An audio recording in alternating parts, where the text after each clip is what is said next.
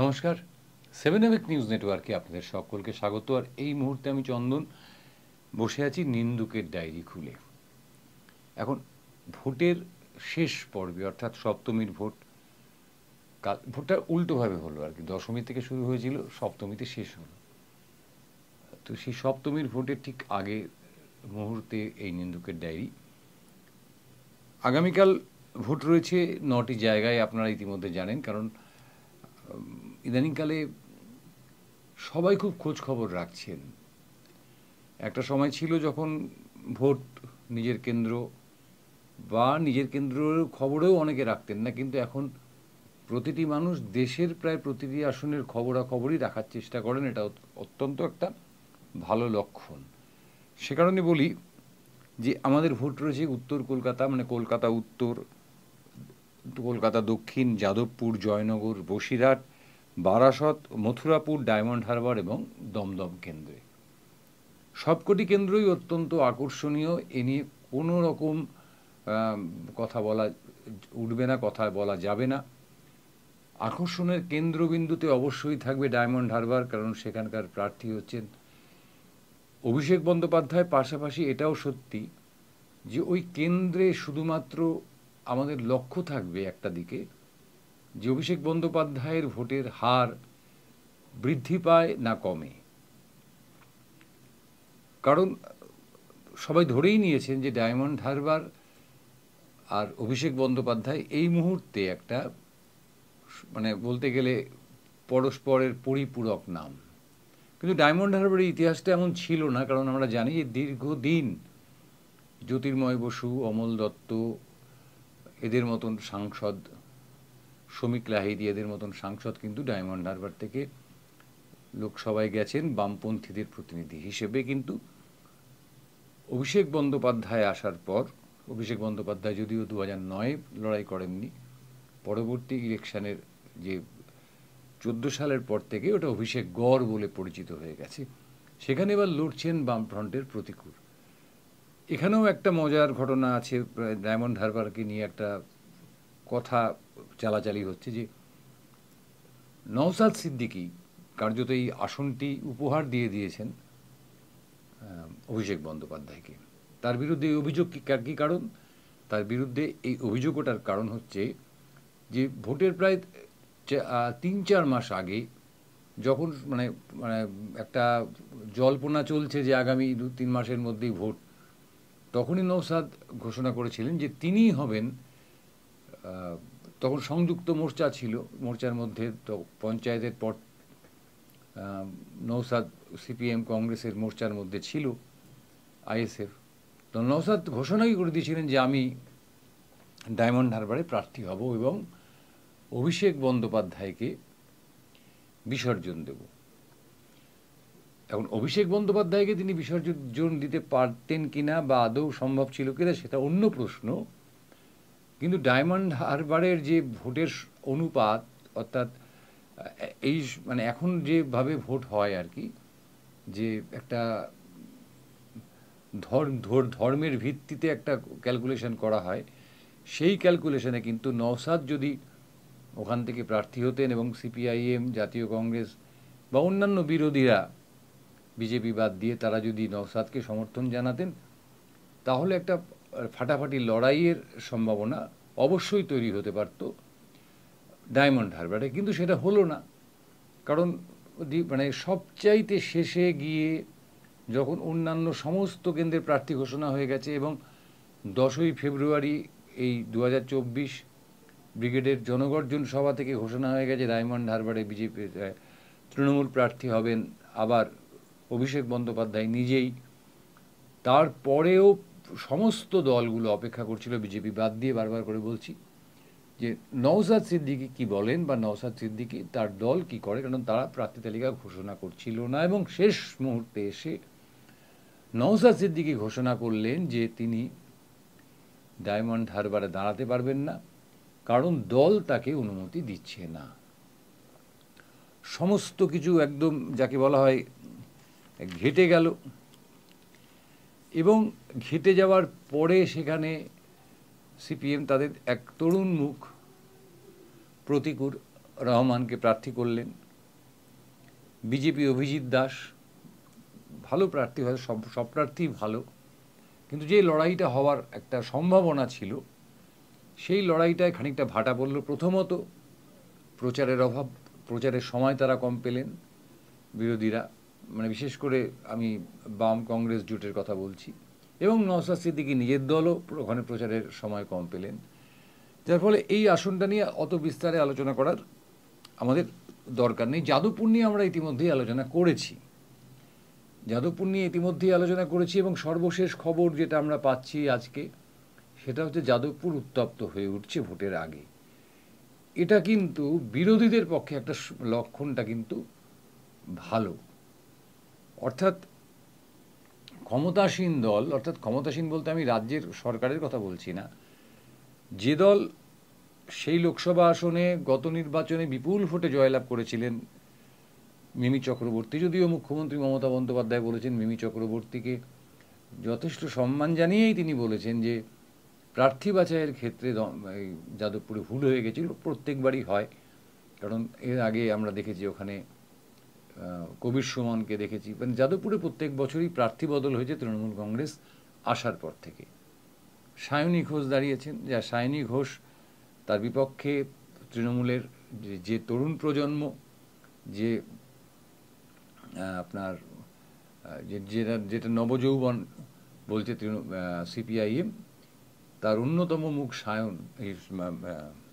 সৃজন ভট্টাচার্য, মার্জনা করবেন, সৃজন ভট্টাচার্য, এবং প্রচারে দেখেছি সৃজন কিন্তু সায়নীর সাথে কার্যত টক্কর দিয়ে প্রচার করে গেছেন, সেটা অত্যন্ত লক্ষণীয়। এবং যাদবপুরের দিকে সারা দেশের নজর রয়েছে, কারণ যাদবপুর একটি অত্যন্ত সেন্সিটিভ আসন। এই সেন্সিটিভ আসন থেকেই কিন্তু মুখ্যমন্ত্রী মমতা বন্দ্যোপাধ্যায়, আজকের যিনি মুখ্যমন্ত্রী, তিনি প্রথমবার নির্বাচিত হয়েছেন, একদম যাকে বলা হয় ইন্দ্রপতন ঘটিয়েছিলেন সোমনাথ চট্টোপাধ্যায়কে হারিয়ে। আমাদের কিন্তু এই কথাগুলো মাথায় রাখতে হবে যাদবপুরের ক্ষেত্রে। যাদবপুর নিয়ে আগে আলোচনা করেছি, সুতরাং যাদবপুর নিয়ে বিস্তারে যাব না। যে তিনটি আসন নিয়ে আজকে আমরা আলোচনা করব, সেই তিনটি আসনের যদি আমি ধরি তাহলে হবে হচ্ছে, আমি প্রথমে যদি আমরা আলোচনাতে আসি তাহলে সেটা হচ্ছে কলকাতা উত্তর আসনটি তৃণমূল কংগ্রেসের বলুন বা সুদীপ বন্দ্যোপাধ্যায়ের বলুন, কার্যত খাস তালুক বলা যায়। গত নির্বাচনে অর্থাৎ 2019-এর নির্বাচনেও এখানে সুদীপ বন্দ্যোপাধ্যায় 1,27,000 ভোটে জিতেছিলেন, হেরেছিলেন হচ্ছে রাহুল সিনহা। কিন্তু এবারের প্রেক্ষাপটটা বেশ খানিকটা অন্যরকম। অর্থাৎ এই সুদীপ বন্দ্যোপাধ্যায়ের প্রার্থী হবেন এটা জেনেই, মানে যখন ঘোষণার আগেই থেকেই একটা বিক্ষোভ জমা হচ্ছিল ওই অঞ্চলে। তারপরে তাপস রায় এবং কুণাল ঘোষ প্রকাশ্যেই বিরোধিতা করলেন। পরবর্তীতে কুণাল ঘোষ আবার যাত্রা ভঙ্গ করে তৃণমূলে ফিরে গেলেন, কিন্তু তাপস রায় দল ছাড়লেন। বরানগরের বিধায়ক ছিলেন, রাজ্য বিধানসভার উপমুখ্য সচেতক ছিলেন, তিনি আগে তার বিধায়ক পদ ছাড়লেন, তারপরে দল ছাড়লেন, দল ছেড়ে গিয়ে উত্তর কলকাতার ছেলে উত্তর কলকাতায় প্রার্থী হলেন। যদিও সুদীপ বন্দ্যোপাধ্যায়ও উত্তর কলকাতার ছেলে, কিন্তু সাংগঠনিকভাবে তাপস রায় বয়সজনিত কারণে সুদীপ বন্দ্যোপাধ্যায়ের থেকে অনেকটাই এগিয়ে। তিনি বড়বাজার এবং বিদ্যাসাগর এই দুটি কেন্দ্রের বিধায়ক ছিলেন। আর বর্তমানে উত্তর কলকাতার যারা তৃণমূল কংগ্রেসকে পরিচালনা করেন, তৃণমূল কংগ্রেসের বড় বড় নেতা, তাদের সঙ্গে তাপস রায়ের সম্পর্কটা অত্যন্ত মধুর এবং বন্ধুত্বমূলক। এবং সবচাইতে বড় কথা যে তাপস রায়ের জেতার একটা সম্ভাবনা তৈরি হয়েছে, তার একটা প্রমাণ আমরা পেলাম নরেন্দ্র মোদী যখন নিজে তাপস রায়ের সমর্থনে অত বড় একটা রোড শো করলেন। আমরা বলতে পারি সম্ভাবনা তৈরি হয়েছে। সুতরাং উত্তর কলকাতা আসনটা কিন্তু আমাদের নজরে রাখতে হবে, কারণ প্রদীপ ভট্টাচার্য এখানে সিপিআইএম এবং কংগ্রেসের জোট, এবং এবারের জোট কিন্তু অতীতের যে জোটগুলো হয়েছিল, বাম কংগ্রেসের জোটগুলো হয়েছিল, তার থেকে আমরা বুঝতে পারছি যে অনেকটাই জমাট জোট। অর্থাৎ কংগ্রেসের যে আদি ভোট রয়েছে তার সঙ্গে যদি সিপিআইএমের ভোট, যেটা বলা হয় যে বামের ভোট রামে চলে গেছিল, সেই ভোটটা যদি আবার বামে ফিরে আসে, অর্থাৎ প্রদীপ ভট্টাচার্যের পক্ষে যায়, তাহলে আসনটা কিন্তু সুদীপ বন্দ্যোপাধ্যায়ের পক্ষে খুব যে নিরাপদ, এটা কিন্তু ভাবা ভুল হবে। আমি বলছি না তাপস রায় এখান থেকে জিততে পারেন, কিন্তু কারণ আমরা কেউ জ্যোতিষী নই, কিন্তু অঙ্ক বলছে, পরিস্থিতি বলছে যে তাপস রায় উত্তর কলকাতা থেকে অ্যাডভান্টেজে আছেন, সামান্য হলেও অ্যাডভান্টেজে আছেন। কারণ ইতিমধ্যেই আমরা দেখেছি যে উত্তর কলকাতাতে আপনার সুদীপ বন্দ্যোপাধ্যায়ের বাড়ির অদূরেই তৃণমূল কংগ্রেসের কাউন্সিলর তিনি অবস্থানে বসেছিলেন বিভিন্ন ইস্যু নিয়ে। অর্থাৎ একটা দলের মধ্যেই একটা চোরা স্রোত রয়েছে উত্তর কলকাতা জুড়েই, যে সুদীপ বন্দ্যোপাধ্যায় না তাপস রায়। কারণ যারা তৃণমূল কর্মী বা তৃণমূল নেতা, তাদের কাছে তাপস রায়ের আকস্মিকভাবে তৃণমূল কংগ্রেস ছেড়ে যাওয়াটা যেমন অস্বাভাবিক লেগেছে, ঠিক তেমনভাবেই তাপস রায় যেভাবে দাপটের সঙ্গে দীর্ঘ সময় ধরে একেবারে ছাত্রাবস্থা থেকে উত্তর কলকাতা এই অঞ্চলটাতে রাজনীতি করেছেন, দুবারের বিধায়ক হয়েছেন বউবাজার এবং বিদ্যাসাগর কেন্দ্র থেকে, সেই জায়গাগুলো কিন্তু তাপস রায় মেরামত করেছেন, মেরামত করছেন। হয়তো আজকেও তাপস রায় ব্যস্ত আছেন সেই মেরামতির কাজে। সুতরাং এই আসনটির দিকে আমাদের নজর রাখতেই হবে। আরেকটি আসন যেটাও বলা হচ্ছে যে তৃণমূলের খাসতালুক, সেটি বারাসত। একসময় চিত্ত বসুর মতন নেতারা, সাংসদেরা এই আসন থেকে বামপন্থীদের হয়ে লোকসভায় প্রতিনিধিত্ব করতেন। ফরওয়ার্ড ব্লক এই আসনটিকে দীর্ঘদিন ধরে রেখেছিলেন, কিন্তু গত নির্বাচনে হরিপদ বিশ্বাস তৃতীয় স্থানে চলে যান। আপনারা সকলেই জানেন যে যেবার পিসি সরকার বারাসাতে দাঁড়িয়েছিলেন, অর্থাৎ 2009 সালে, সেই 9 সালেও কিন্তু আপনার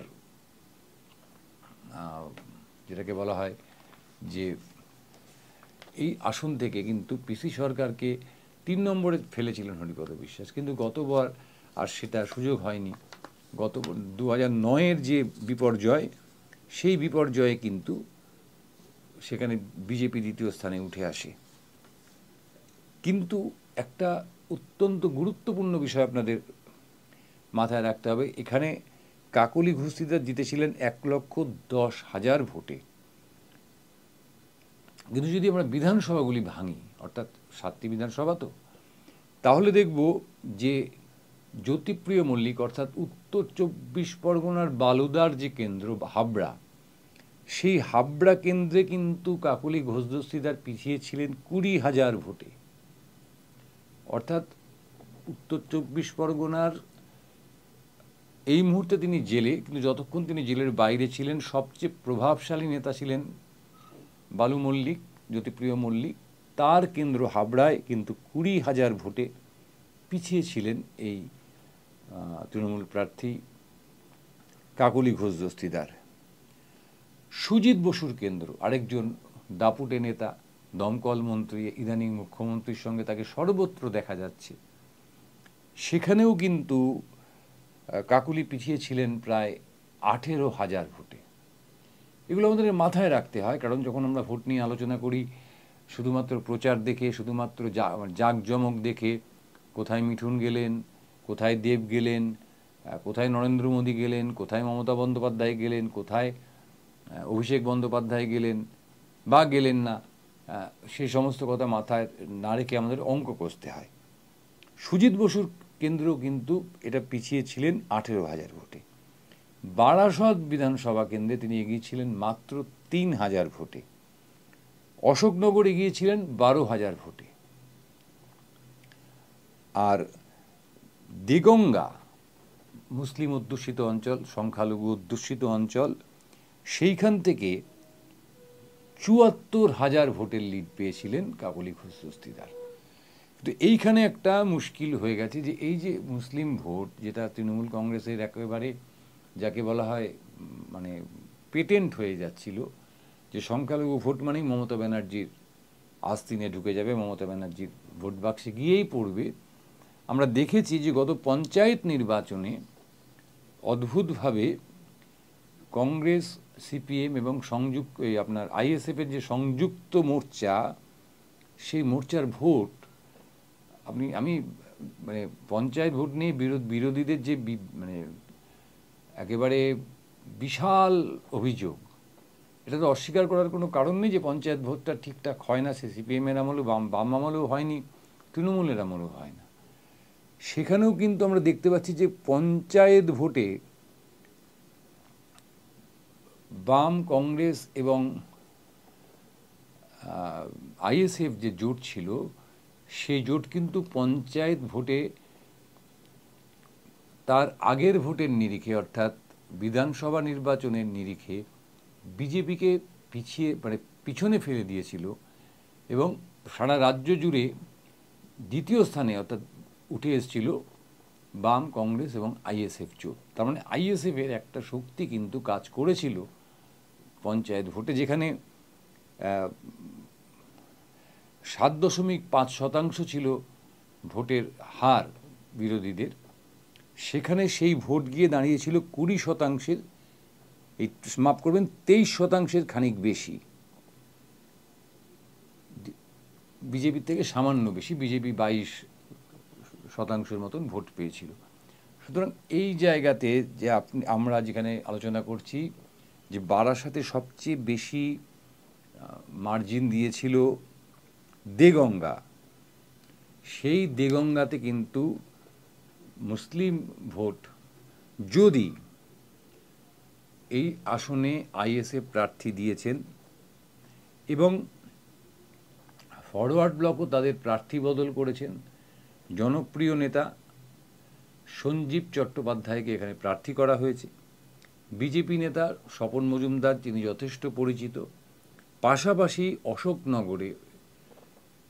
অশোকনগর বিধানসভায় লড়াই করে হেরে যাওয়া প্রার্থী, অর্থাৎ নারায়ণ গোস্বামীর কাছে হেরে যাওয়া প্রার্থী তাপস ব্যানার্জি কিন্তু এখানে আইএসএফের ক্যান্ডিডেট হয়েছেন। সুতরাং দেগঙ্গায় যে একচেটিয়া ভোট তৃণমূল কংগ্রেস পেয়েছিল, সেটা যদি অন্যথা হয়ে যায় কোনোভাবে, আমি জানি যে ভোট নিয়ে যখন আলোচনা করতে বসি আমরা, আমাদের গণতান্ত্রিক দেশে এই আলোচনাগুলো করা বিন্দুমাত্র উচিত নয়। ভোট ভোটই হয়, ভোট হিন্দুরও হয় না, ভোট মুসলিমেরও হয় না। কিন্তু আমরা যখন আলোচনার মধ্যে আনি তখন কিন্তু আমরা দেখি যে percentage of vote, Hindu vote কত, মুসলিম ভোট কত, মহিলা ভোট কত, পুরুষ ভোট কত, তৃতীয় লিঙ্গের ভোট কত ইত্যাদি আমরা এখন আলোচনার মধ্যে এনে ফেলেছি। সুতরাং সেই আলোচনার মধ্যে যদি এনে ফেলি, তাহলে যদি আইএসএফ কোনোভাবে এই দেগঙ্গায় সামান্য থাবা বসাতে পারে, তাহলে কিন্তু কাকলি ঘোষ দস্তিদার যে বিপুল পরিমাণ ভোটে জয়লাভ করেছিলেন মাত্র একটি আসনে 72,000 ভোট লিড নিয়ে, সেই জায়গাটা কিন্তু নড়বড়ে হয়ে যেতে পারে। অর্থাৎ এখানে অ্যাডভান্টেজ পেয়ে যেতে পারেন এই ভোট কাটাকাটির অঙ্কে কিন্তু বিজেপি প্রার্থী। আমরা একবারেও বলছি না যে এখানে বিজেপি প্রার্থী জিতবেন, একবারও বলছি না কাকলি ঘোষ দস্তিদার হারবেন, কিন্তু অঙ্কের হিসেব বলছে যে দেগঙ্গা ফ্যাক্টর হয়ে দাঁড়াবে এবার বারাসাত কেন্দ্রের ক্ষেত্রে। দেগঙ্গার ভোটাররা, সংখ্যালঘু ভোটাররা যদি মুখ ফিরিয়ে নেন তৃণমূলের দিক থেকে এবং বামেদের ভোট যদি বামেদের ঝুলিতে ফিরে আসে, যেটা আগের বারেও আলোচনা করছিলাম, যে একটা মানে প্রচলিত একটা কথা হয়ে গেছে যে বামেদের ভোট রামে, সেই রামের থেকে যদি বামেদের ভোট বামেদের কাছে ফিরে আসে, কারণ একসময় সংখ্যালঘুরা বামেদেরও আশীর্বাদ করতেন, এবং পাশাপাশি যদি আইএসএফ সেখানে থাবা বসায়, তাহলে কিন্তু যা কিছু রেজাল্ট হতে পারে এই বারাসাত আসনে। আরও একটি ঘটনা আছে বারাসাত কেন্দ্রে, যে বারাসাত কেন্দ্রের যিনি নির্বাচন কার্যত পরিচালনা করতেন বালু মল্লিক, তিনি এই মুহূর্তে জেলে। রথীন ঘোষ, তাকে ইতিমধ্যেই ইডি তার বাড়িতে হানা দিয়েছে, ইডি তাকে নোটিশ পাঠিয়েছে। সুতরাং এই যে রেশন দুর্নীতি, যে বিষয়টা, এই বিষয়টাও কিন্তু বারাসাত লোকসভা নির্বাচনে একটা ফ্যাক্টর হতে পারে। আমি জানি মানুষ ভুলে যায়, মানুষের ভুলে যাওয়াটাই অভ্যেস, কিন্তু সেই অভ্যেসের বাইরেও কিছু মানুষ থাকেন। সুতরাং সব মিলিয়ে বলতে পারি যে বারাসাত কেন্দ্রের যে লড়াই আগামীকাল, সেই লড়াইটাও কিন্তু দারুণ আকর্ষণীয় হতে চলেছে। আর তৃতীয় যে আসনটি নিয়ে আলোচনা করব সেটি হচ্ছে দমদম। আলোচনার মধ্যেই ছিল না দমদম, কারণ এখানে কার্যত সিপিএম ব্রাত্য হয়ে গেছিল। গত নির্বাচনে 2019-এর নির্বাচনে এখানে সৌগত রায় বিপুল ভোটে জয়লাভ করেছিলেন।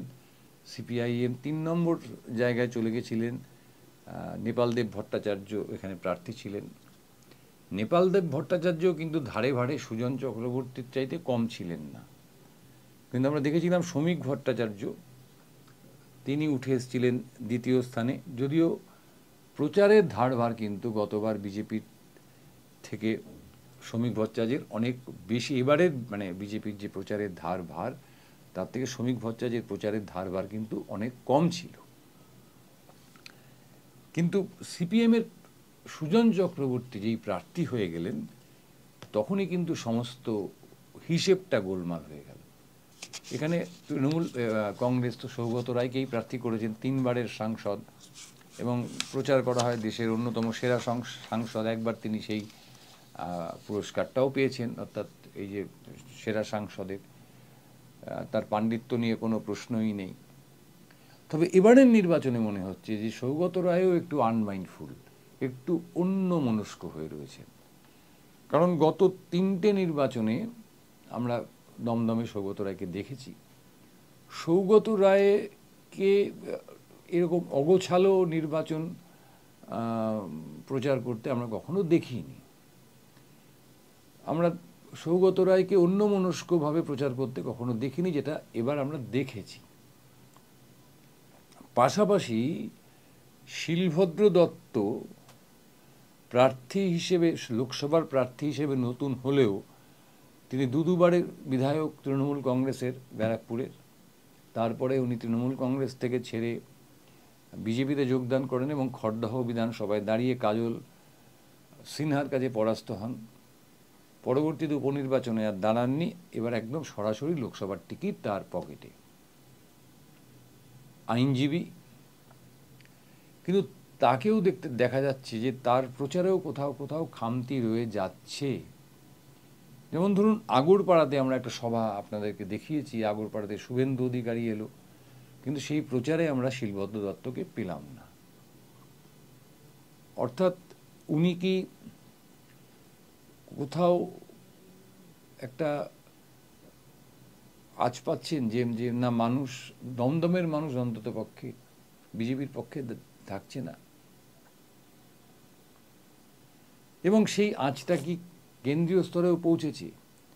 কারণ শ্যামবাজার পর্যন্ত প্রধানমন্ত্রী এলেন, শ্যামবাজার থেকে কয়েক ফার্লং দূরে দমদম লোকসভা শুরু হয়। উনি শ্যামবাজারে নিয়ে গিয়ে শিলভদ্র দত্তের হয়ে প্রচার করলেন, দমদমে তিনি এলেন না। কিন্তু আমরা দেখলাম বারাসতে প্রধানমন্ত্রী প্রচার করলেন, প্রধানমন্ত্রী বসিরহাটে প্রচার করলেন, আশেপাশের অনেক জায়গাতেই প্রধানমন্ত্রীকে আমরা দেখতে পেলাম। কিন্তু দমদম কেন্দ্রে তৃণমূল কংগ্রেসের শীর্ষ নেতৃত্ব যাকে বলা হয়, শুভেন্দু অধিকারী এবং দিলীপ ঘোষ ছাড়া কিন্তু আমরা সেরকমভাবে সক্রিয়ভাবে কাউকে প্রচারে আসতে দেখলাম না। যদিও শুভেন্দু অধিকারীর সঙ্গে শিলভদ্র দত্তকে এক মঞ্চে আমরা দেখলাম না। মিঠুন চক্রবর্তী এসেছিলেন। মিঠুন চক্রবর্তী যে রোড শো হওয়ার কথা ছিল, আমরা দেখলাম সেই রোড শো, আমরা যে বিজ্ঞাপন দেখলাম বিজেপির পক্ষ থেকে, যে সাজিরহাট থেকে শুরু হবে, বোর্ডঘর লোকনাথ বাবার মন্দির, সেখানে একটা ছোট সভা হবে। সভা মানে মিঠুন চক্রবর্তী কিছু বলবেন, সেখান থেকে সোজা চলে আসবে মিছিলটা আবার এইচবি টাউন মোড়ে সোদপুরে, সেখানে একটা ছোট মিঠুন চক্রবর্তী কিছু বলবেন, জনসংযোগ করবেন। তারপরে আবার মিছিলটা ট্রাফিক মোড়ে আসবে, সোদপুর ট্রাফিক মোড়ে এসে সেখানে মিঠুন চক্রবর্তী আবার কিছু জনসংযোগ করবেন, কিছু বলবেন, এবং সেখানে মিছিলটা শেষ হবে। কিন্তু আমরা অদ্ভুতভাবে লক্ষ্য করলাম যে মিছিলটা কিন্তু ভোট ঘরের পর আর এগোলো না, ওখানেই শেষ হয়ে গেল।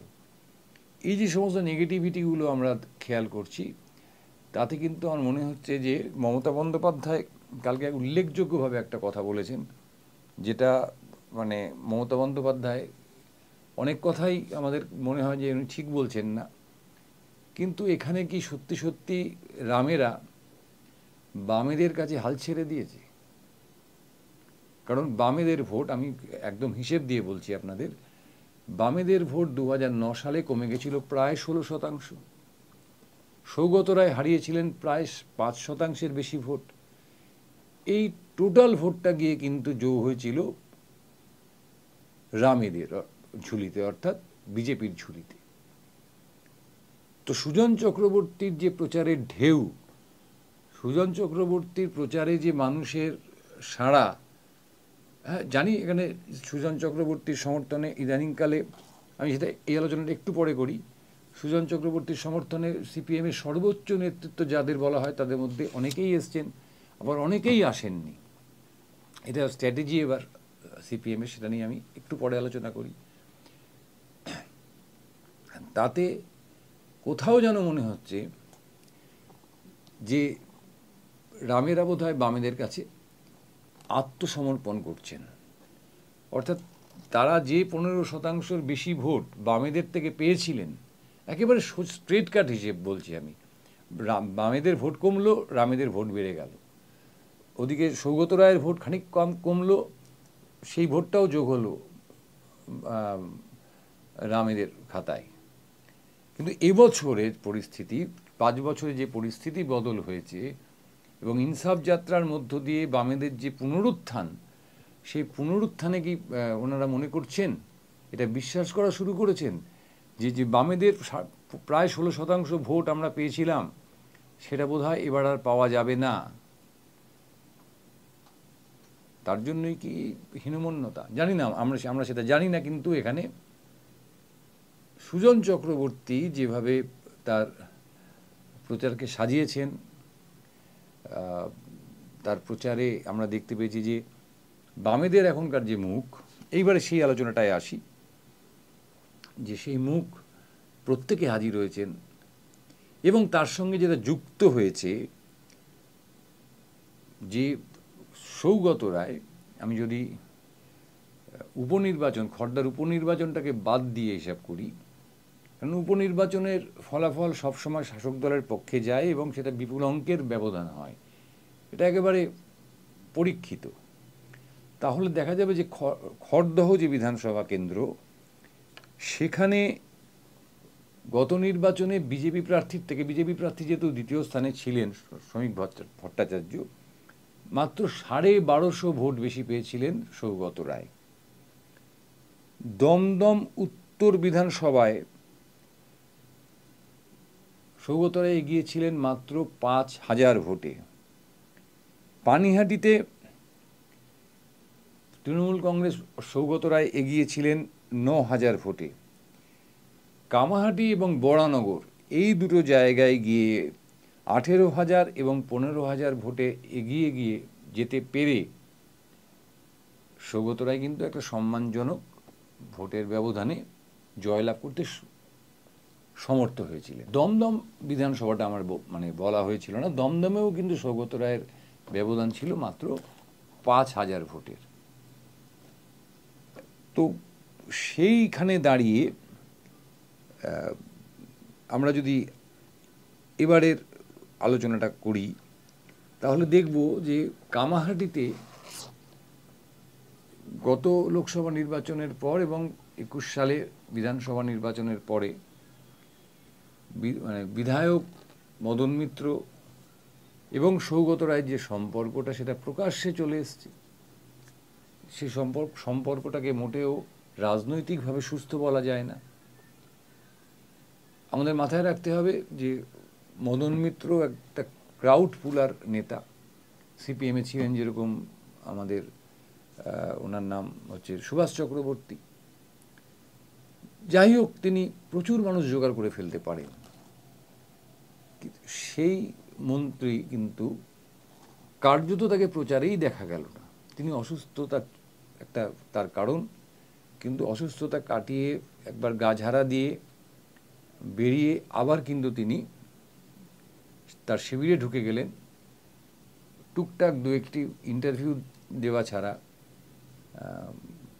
তাকে আর বিশেষ প্রকাশ্যে দেখলাম না। এবং তিনি তার ফেসবুক লাইভ করে বললেন যে দল যেদিন আবার মনে করবে আমাকে দরকার আছে, আমাকে ডাকবে, সেদিন আমি আবার দলের হয়ে সর্বস্বপণ করতে পারি, কারণ আমি তৃণমূল সৈনিক। অর্থাৎ একটা ইঙ্গিত দিয়ে রাখলেন যে তিনি এই লোকসভা নির্বাচনে সক্রিয়ভাবে আর কাজ করতে চাইছেন না। পানিহাটির ক্ষেত্রে যদি আমরা বিচার করি এইখানে দাঁড়িয়ে, তাহলে দেখব যে পানিহাটি যে সমস্যা রয়েছে, যে পৌরসভাগত যে সমস্যা রয়েছে, সেই সমস্যায় কিন্তু বেশ খানিকটা ব্যাকফুটে চলে গেছে তৃণমূল কংগ্রেস। কারণ সাধারণ মানুষের চাহিদা, সাধারণ মানুষ লোকসভা, বিধানসভা, পৌরসভা আলাদা করে বুঝতে চায় না, এবং নেতারাও সেটাকে বোঝাতে চান না। কারণ যদি চাইতেন তাহলে লোকসভা নির্বাচনে লক্ষ্মীর ভাণ্ডার নিয়ে আলোচনা করার প্রশ্ন উঠত না। বিধানসভা নির্বাচনে ওই পাড়ার ড্রেন পরিষ্কার নিয়ে প্রশ্নটা উঠত না। সৌগত রায়কে ওই ছবি তোলার দরকার ছিল না, পাড়ার ড্রেনের জল নামছে। কারণ সৌগত রায় বা যিনি সাংসদ হন না কেন, তার কাজ হচ্ছে দেশের আইন প্রণয়ন করা, জনকল্যাণমূলক কাজে অংশগ্রহণ করা, এবং তার নিজ কেন্দ্রে যাতে বেশি বেশি করে কাজ করা যায়, কেন্দ্রীয় প্রকল্প টেনে নিয়ে আসা যায়, সেই সমস্ত ব্যবস্থা করা।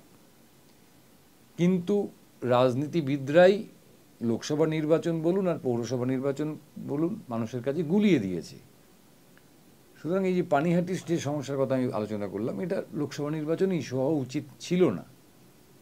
বৃহত্তর ক্ষেত্রে হতে পারে যে কেন কেন্দ্রীয় জল প্রকল্প সেটা মুখ থুবড়ে পড়লো ইত্যাদি হতে পারে, কেন ভাগার বিষয়ে উৎসাহ দেখালেন না সৌগতরা, এটা একটা প্রশ্ন হতে পারে। কিন্তু রাস্তায় জল জমছে কিংবা কোথাও রাস্তা ভাঙা, এটা নিশ্চয়ই লোকসভা নির্বাচনের আলোচনার বিষয় হতে পারে না। এটা রাজনীতিবিদরা নিজেরাই করেছেন। এটা সাধারণ মানুষ লোকসভা নির্বাচনে এই সমস্ত আলোচনা তারা করতে চাননি বা অতীতে করেননি। এবার আমরা অদ্ভুতভাবে সেগুলো দেখছি। এবার যদি আমি চলে যাই খড়দহ বিধানসভায় তৃণমূলের অন্তর্দ্বন্দ্ব একটা এমন পর্যায়ে পৌঁছেছে, গ্রামীণ খড়দা এবং শহরের খড়দা। আমি যদি খড়দার হিসেবটা একটু আপনাদের দেখাই, তাহলে দেখব যে খড়দায় আপনার আরবান বুথ অর্থাৎ শহরাঞ্চলের বুথ রয়েছে 131টার, গ্রামীণ বুথ রয়েছে 110টা। তার মানে বুঝতে পারছেন যে খড়দায় যে গ্রামীণ বুথ অর্থাৎ রুরাল বুথ, সেই বুথগুলো কিন্তু নিয়ন্ত্রণের জায়গায় থাকে, অর্থাৎ ফলাফল নির্ধারণের জায়গায় থাকে, যেখানে কিন্তু আপনার দমদমের বাকি যে 6টি বিধানসভা সেখানে কিন্তু রুরাল বুথ নেই। এই গ্রামীণ খড়দা এবং শহরের খড়দা, এই দুটো খড়দার যে দ্বন্দ্ব সৃষ্টি হয়েছে, সেই দ্বন্দ্বে প্রলেপ শোভনদেব চট্টোপাধ্যায় কতটা দিতে পেরেছেন আমাদের কাছে জানা নেই, সৌগত রায় নিজে কতটা দিতে পেরেছেন আমাদের জানা নেই। সুতরাং সেখানেও একটা চোরা স্রোত বইছে, যেমন চোরা স্রোত বইছে বরানগরে। আপনারা বলবেন বরানগরে কোথায়? বরানগরে তো সমস্ত কাউন্সিলরকে দেখা যাচ্ছে, কারণ Trinamool Congress councillor based party. সমস্ত কাউন্সিলরকে দেখা যাচ্ছে একসঙ্গে, কারণ বরানগরে 2টি ভোট, একে তো সৌগত রায়কে জেতাতেই হবে, পাশাপাশি সায়ন্তিকা ব্যানার্জি, অর্থাৎ বরানগর উপনির্বাচন হচ্ছে বরানগর এই তাপস রায় ছেড়ে চলে যাওয়ায়। এবারে কিন্তু একটা জিনিস আপনাদের একটু মনে করিয়ে দেওয়া আমার দরকার মনে হচ্ছে, যে এই লোকসভা নির্বাচনের ঠিক আগে আগে যে সমস্ত তৃণমূল নেতা বা তৃণমূল সাংসদ বলুন, বিধায়ক বলুন, তারা দল ছেড়ে গেছেন, তারা কিন্তু কেউ সদল বলে যাননি। অর্থাৎ গত নির্বাচনের আগে যখন অর্জুন সিং দল ছেড়েছিলেন, তখন আমরা দেখেছিলাম যে অধিকাংশ পৌরপ্রধান, অধিকাংশ কাউন্সিলর, অধিকাংশ বিধায়ক অর্জুন সিংয়ের পিছনে লাইন দিয়ে গিয়ে বিজেপিতে নাম লিখিয়েছিলেন। এবারে কিন্তু আমরা দেখলাম যে অর্জুন সিং একাই গেলেন, আর কেউ গেলেন না। তাহলে কি আমরা ধরে নেব যে ব্যারাকপুর লোকসভা কেন্দ্রে অর্জুন সিং একা হয়ে গেছেন? ভোটের দিন কিন্তু সেটা মনে হয়নি। ঠিক একই রকমভাবে বরানগর থেকে যখন বিদায় নিলেন তাপস রায়, এবং তাপস রায় বরানগর 11 সালের পরে বরানগর বিধানসভা তৃণমূল কংগ্রেসের শেষ কথা বলার লোক ছিলেন তাপস রায়। সুতরাং তাপস রায়ের একটা প্রভাব বরানগর বিধানসভা এলাকায় ছিল না বা এখনও নেই, এটা বিশ্বাস করাটা কিন্তু আমাদের ঠিক হবে না। যদি বিশ্বাস করি তাহলে হয়তো নিজেরাই ভবিষ্যতে ভুল প্রমাণিত হব। কিন্তু তাপস রায় কাউকে সঙ্গে নিয়ে গেলেন না। সবাই কিন্তু তৃণমূল কংগ্রেসেই আছেন, কিন্তু কতটা আছেন সেটা কিন্তু এখনো মাপা হয়নি। মাপা হবে হচ্ছে 4 তারিখ, অর্থাৎ আগামীকাল তারা ভোট দেবেন, তারা ভোট করাবেন, এবং 4 তারিখ তার ফলাফলটা আমরা দেখতে পাব। উত্তর দমদমের ক্ষেত্রে আমি বলতে পারি যে উত্তর দমদম কেন্দ্রটি একটি এমন আসন, যে আসনটিতে বামপন্থীরা চিরটাকাল একটা আলাদা রকমের সমীহ আদায় করে এসছেন। ওখানকার মানুষ যখনই নির্বিঘ্নে ভোট দেওয়ার সুযোগ পেয়েছেন, তারা বামপন্থীদের জয়ী করেছেন। যেমন আমরা যদি 2016 নির্বাচন দেখি, এমনকি 2013 নয় 3, আমরা যে সর্বশেষ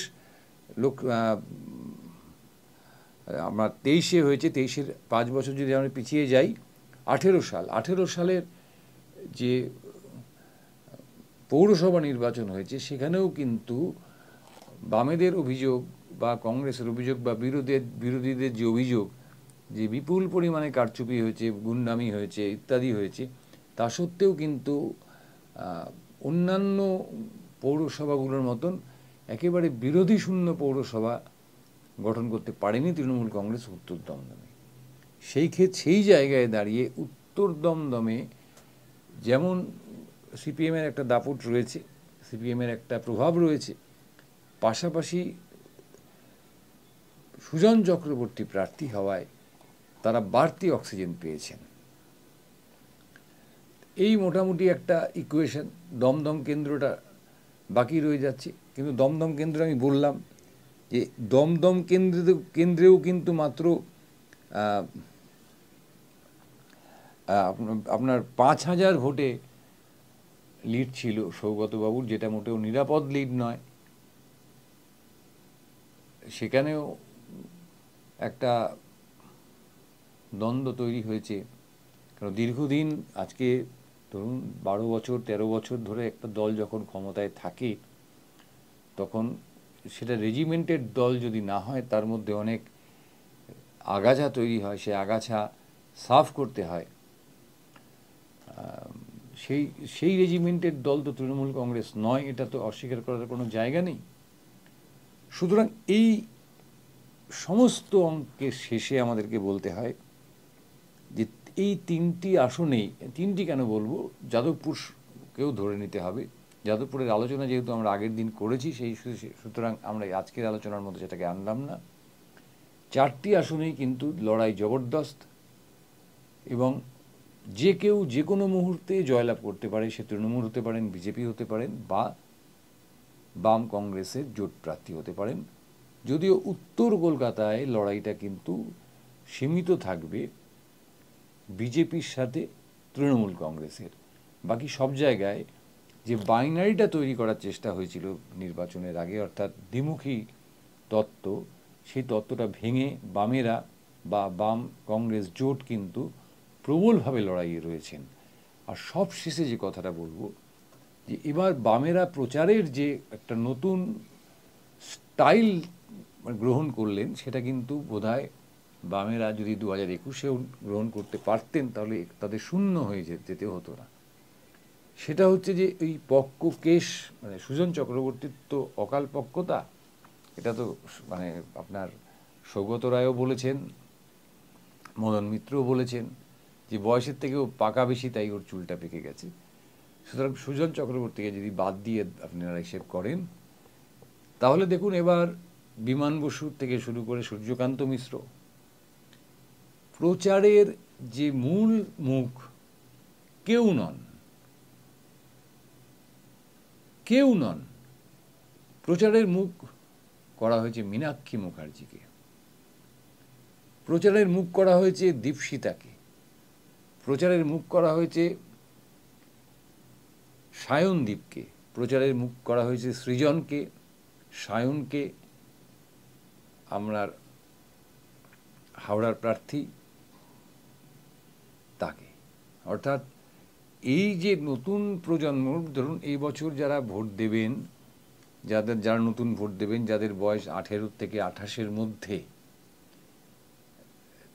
অর্থাৎ তারা কিন্তু জীবনের মানে যদি ধরুন একটা মানুষের রাজনীতি বুঝতে, অর্থাৎ 11 সালে তাদের বয়স ছিল 5 বছর বা 6 বছর, রাজনীতি বুঝতে বুঝতে আরও 2-3 বছর কেটে গেছে, অর্থাৎ 10, 12, 13, 14 বছর বয়সে তারা রাজনীতি বুঝতে পেরেছে, এবং যবে থেকে রাজনীতি বুঝতে পেরেছে তারা কিন্তু তৃণমূল শাসনটাকেই দেখছেন। অর্থাৎ ভোটারদের যে নবীন প্রজন্ম, তাদের সঙ্গে ডিরেক্ট রিলেট করতে পারছেন এই মীনাক্ষী, এই দীপশিতা, এই সৃজন, এই সায়ন, এই আপনার সায়নদীপ, এই সমস্ত ছেলেমেয়েরা তাদের সঙ্গে ডিরেক্ট রিলেট করছেন দলের সেনাপতি হিসেবে মোহাম্মদ সেলিম। এবং সেলিমের যে বডি ল্যাঙ্গুয়েজ আমরা ভোটের দিন দেখেছি, তাতে মনে হয়েছে যেন তার বয়সটা 20 বছর কমে গেছে। আজকে সুজন চক্রবর্তী যে বডি ল্যাঙ্গুয়েজে প্রচার করছেন, সেই বডি ল্যাঙ্গুয়েজ কিন্তু অন্য কোনো প্রার্থীর মধ্যে আমরা দেখতে পাইনি। সুতরাং যদি দেখা যায় যে এই পঞ্চায়েত নির্বাচনের যে ফলাফল, অর্থাৎ 23% ভোট, এটাকে যদি সিপিএম ধরে রাখতে পারে, অর্থাৎ পঞ্চায়েত ভোটে এখানে আইএসএফ ছিল, আইএসএফকে বাদ দিয়ে যদি সিপিএম কংগ্রেস জোট এই 23% ভোটটাকে ধরে রাখতে পারে, তাহলে সিপিএম কংগ্রেস জোটের পক্ষে বেশ কয়েকটি আসন তাদের পক্ষে যেতেই পারে, এটা বলার অপেক্ষা রাখে না। আর যদি ধরে না রাখতে পারে, তাহলে বোঝা যাবে যে 2026-এ আরও বড় বিপর্যয়, অথচ 0 থেকে তো বড় বিপর্যয় কিছু হতে পারে না,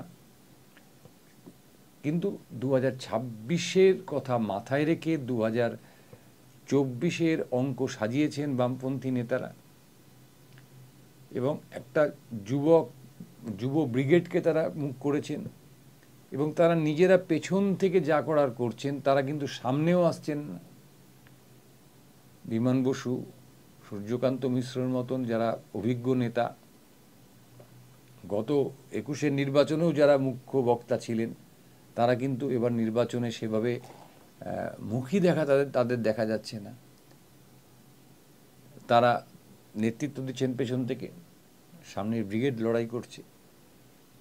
আর নরেন্দ্র মোদী এবং মমতা বন্দ্যোপাধ্যায়, তারা কিন্তু দুপক্ষই স্বীকার করছেন যে সিপিএম বা বামপন্থীরা এবার একটা রাজ্যে ফ্যাক্টর হতে চলেছে, যেটা ভোটের আগে, প্রচার শুরুর আগে কিন্তু এই কথাগুলো এদের মুখে শোনা যায়নি। অর্থাৎ বামেদের উত্থানটা সকলেই স্বীকার করেছেন, করে নিয়েছেন।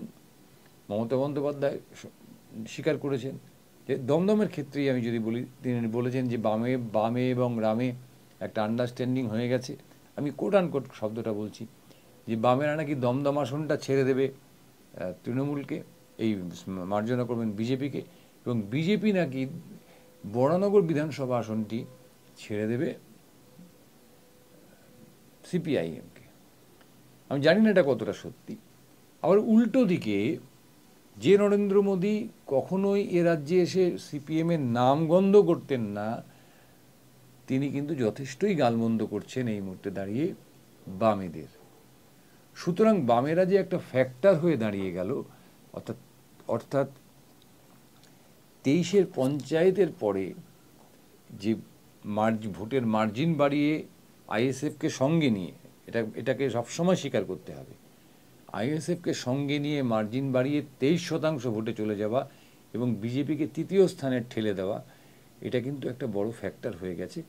এবং তার সঙ্গে এটাও মনে রাখতে হবে যে আইএসএফ কিন্তু এখন আর মোর্চায় নেই, আইএসএফ আলাদা লড়ছে। সেখানেও আবার একটা ফ্যাক্টর হচ্ছে যে সংখ্যালঘু ভোট, যদিও আইএসএফ নিজেদেরকে সেকুলার ফ্রন্ট বলছে, ধর্মনিরপেক্ষ দল, কারণ আমরা যেখানে আলোচনা করলাম অর্থাৎ বারাসাত কেন্দ্রেতেই আমরা দেখলাম যে তাপস ব্যানার্জি একজন হিন্দু মানুষ, তিনি আইএসএফের ক্যান্ডিডেট।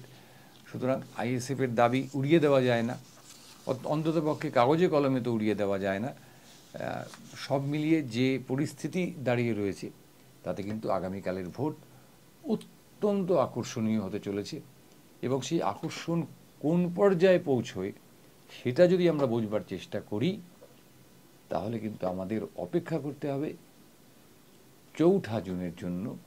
কারণ 4 জুন এই যাবতীয় আমরা যে আলোচনা করছি, আমরা ভুল আলোচনা করছি না ঠিক আলোচনা করছি, অন্তঃশ্বাস শূন্য কথা বলছি নাকি এই কথার মধ্যে বিন্দুমাত্র কোনো যুক্তি আছে, সব কিছুর উত্তর সেদিন পাওয়া যাবে। এবং আমরা খুশি হব যদি আমাদের কথা কোথাও কোথাও মেলে, কোথাও কোথাও না মেলে। কারণ আমাদেরও একটা পছন্দ একটা অপছন্দ রয়েছে। আমাদের বলতে আমাদের প্রত্যেকটা মানুষের একটা পছন্দ এবং একটা অপছন্দ রয়েছে। অবশ্যই কেউ হারলে কেউ দুঃখ পাবেন, কেউ জিতলে কেউ আনন্দ পাবেন। সবার দুঃখ সবার আনন্দ একসাথে করা যায় না। সুতরাং একটা জিনিস করা যায়, সেটা হচ্ছে শান্তি বজায় রাখা। ভোটে যেই জিতুন, আগামীকাল ভোট যেভাবেই হোক না কেন, 4 জুন আগামীকালের পর থেকে 4 জুন এবং 4 জুনের পর থেকে আগামী 5 বছর শান্তি বজায় থাকবে, সৌভ্রাতৃত্ব বজায় থাকবে, সম্প্রীতি বজায় থাকবে, এটাই আমরা কামনা করব। সবাই খুব ভালো থাকবেন আর নির্ভয়ে নিশ্চিন্তে ভোট দেবেন। জয় হিন্দ।